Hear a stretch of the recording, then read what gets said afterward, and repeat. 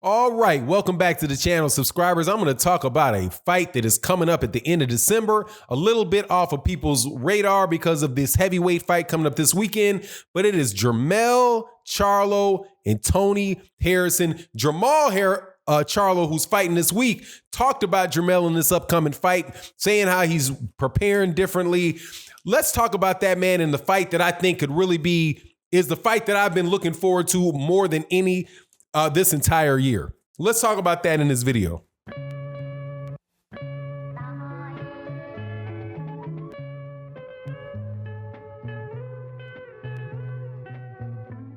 All right, welcome back to the channel, subscribers. If you are not subscribed, please subscribe and hit the bell icon so you can be notified of when we release more videos. And also, special thank you to the new channel members.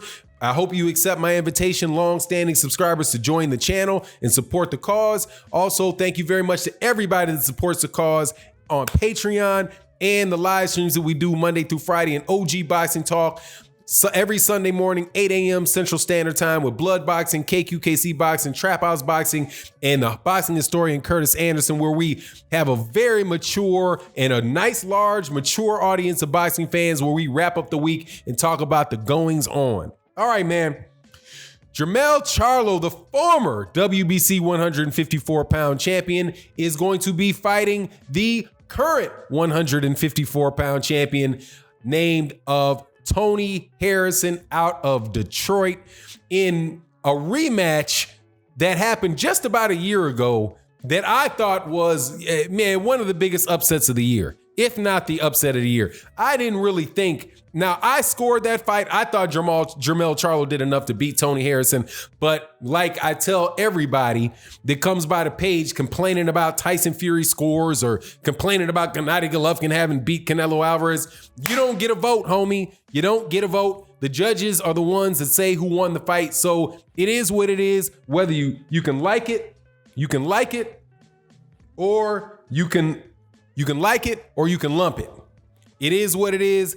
Tony Harrison is the WBC champion. That's how it is. Now, this fight coming up, though, I'm telling you, it has everything that you could want in a boxing match as far as the amount of disdain that there is between the two fighters. Tony Harrison does not like Jermell Charlo, and Jermell Charlo does not like Tony Harrison. Now, in all fairness, it appears to me that Jermell Charlo, the former WBC champion, doesn't like much of anybody other than his brother. Because every time I see this guy, he's looking mad, he's looking aggressive. He's got a chip on both shoulders.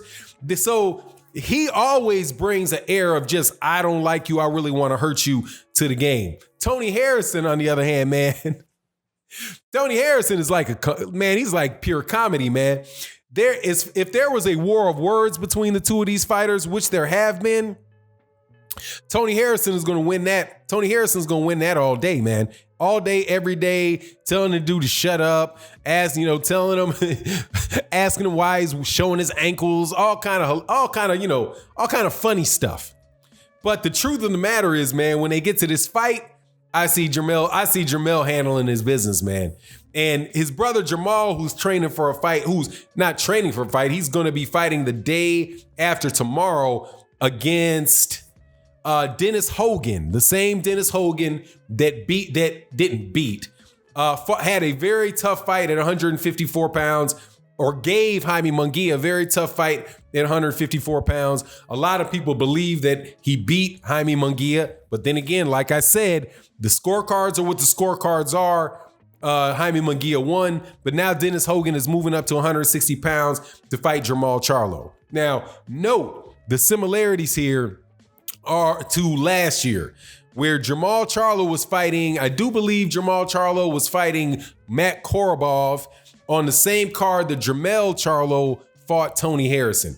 I think they flipped a coin or something about, who would go last, and Jermall Charlo was the one that went last. Tony Harrison and Jermell Charlo went first. But they fought on the same night. This week, this go around, they're both fighting on the same month. And Jermall goes first. Jermell goes second. Jermall, I think, is going to run through this Dennis Hobson dude because Jermall Charlo ain't nobody's. He's not Jaime Munguia, man. Okay, he's not just running in there with his face hanging out, playing defense with his face, and going to be very, very easy to hit and all that stuff with almost no jab, looping punches. That's not Jermall Charlo. Jermall Charlo is very crisp. He's precise. He's very crisp. He's very powerful. And I see Dennis Hogan going to sleep within, 6 rounds or so. But when he was interviewed, when Jermall Charlo was interviewed about Jermell Charlo, he was talking about how much more seriously he thinks Jermell Charlo was taking this fight. How, he had that fight with Cotto and he realized that he needs to go in there and get Cotto out of there, and he did. And now he's going to fight Tony Harrison. He thinks that is going to wind up being, the same thing, and he's going to carry that over and beat Tony Harrison. Now, Tony Harrison and Cotto are not the same level of fighters, but their chins, their chins might not be too much different. So if Jermell Charlo can get to Tony Harrison's chin, there's a chance that he might be able to get him out of there, man. But I think it's going to be a very, very good fight. Tony Harrison's problem, though, is this. He's taken a year off. Now, I probably should have, before I made this video, went to BoxRec to see whether or not, what the longest time out of the ring Tony Harrison has had. But a year to be fighting at a level with Jermell Charlo in a close fight, because it's not like Tony Harrison just was a one-sided whooping of the dude. That wasn't the case. And to not have a fight in a solid year, coming off of an ankle injury, like that's what they say he has. But I heard what the people are saying. He hurt his ankle because he got knocked out and hurt his ankle on the way down. I don't know whether that's true or not, but hey man, it's worth a mention. But that year layoff for Tony Harrison, very well might be a problem for him, man. If he has any type of ring rust going in there with Jermell Charlo, who's very crisp, who's very sharp, and who has been staying active, that could definitely be a problem for him. The thing that worries me about this fight for Jermell Charlo, and I said it before, is that if Jermell Charlo is just really seeking the knockout the whole time, he very well might lose to Tony Harrison again just by doing that. Because Tony Harrison is he's a slicker fighter.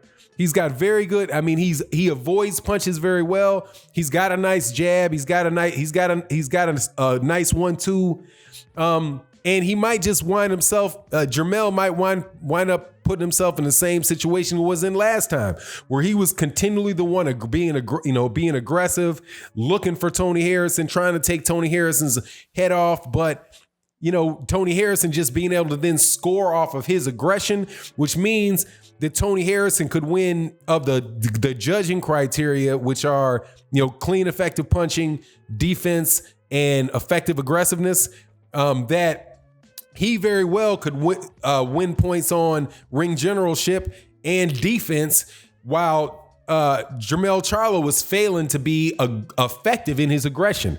Now, I hope that's not the case, and because I kind of want to see Jermell Charlo win, and that's because I like Jermell Charlo. Tony Harrison, I think, is a good fighter, but I don't know if I want to be able to see the setup of the ultimate fight that I want to see at 154 pounds, which is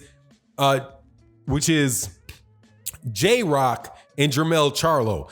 Before this fight with Tony Harrison came up, and the fight with J-Rock and Jarrett Hurd, right? The fight that was supposed to be happening to unify 3 of the belts was Jarrett Hurd and Jermell Charlo. So if Jarrett Hurd can get out of his next fight, which I believe he is, it's been announced to take place in Philadelphia. I'm not sure who exactly it is that he's fighting. And if Jermell Charlo gets past Tony Harrison, then you can unify those three belts. You also have a nice story because it was Jermall Charlo who beat J-Rock the first time, who knocked out J-Rock and kind of sent J-Rock back to the basically back to the lab and to build himself back up again, similar to what Erickson Lubin is doing now after he had been knocked out by Jermell Charlo. So anyway, I want to talk about that fight. I want to keep that fight fresh in the people and, in the members of this channel's minds, the subscribers, people that hear the videos, because, some of these really, really good fights can get lost in the shuffle. This, I do believe, is going to be around a little bit after, I think it's a Saturday after Christmas, is like the 27th or the 28th. And it also should be somewhere around the same time as the Gervonta Davis versus Yuriorkis Gamboa fight, which is going to be an interesting fight as well. I favor Gervonta Davis to get past Yuriorkis Gamboa, but it'll be an exciting fight. I always love to see Gervonta Davis fight. Love to see Tony Harrison fight and Jermell Charlo. Let's see how December turns out in that regard. Let me know what you think in the comment section. And with that, I'm out. Peace.